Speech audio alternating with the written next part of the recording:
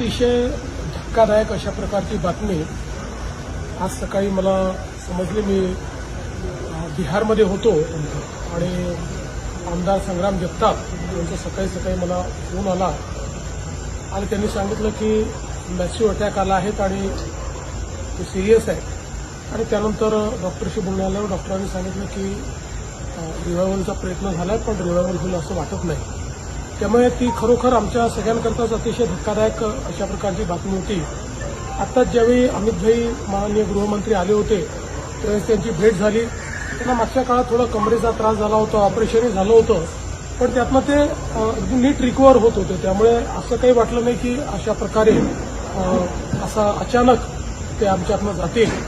खरं म्हणजे आपल्या सगळ्यांना माहिती आहे की अगदी जमिनीशी जुडलेलं अशा प्रकारचं त्यांचं व्यक्तिमत्व होतं आणि ग्रामीण भाग, तिथलं अर्थकारण, सहकार, शेती या सगळ्यांची प्रचंड जाण असलेलं अशा प्रकारचं व्यक्तिमत्व होतं. आणि सामान्य माणसाच्या सुखदुःखात त्याच्यासोबत राहणारे शिवाजीराव होते.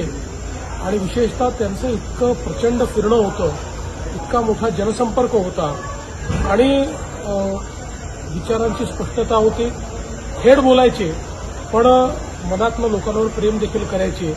त्यामुळे मला असं वाटतं की एक जनतेचा माणूस या जिल्ह्यातला हा आपल्यातनं अचानक निघून गेलाय.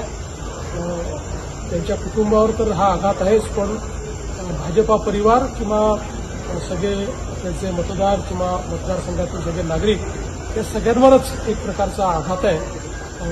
मी आता त्यांच्या घरी चाललेलो आहे. आज कुटुंबाची भेट घेऊन त्यांचं सांत्वन त्या ठिकाणी करतोय. पण कुठल्याही सांत्वनाने मला असं वाटतं की ही पोकळी भरून निघणं फार कठीण आहे.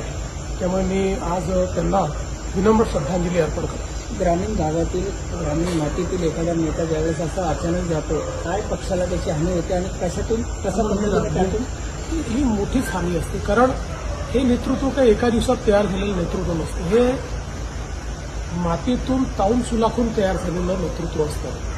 4 फटके खाऊन तयार झालेलं नेतृत्व असतं.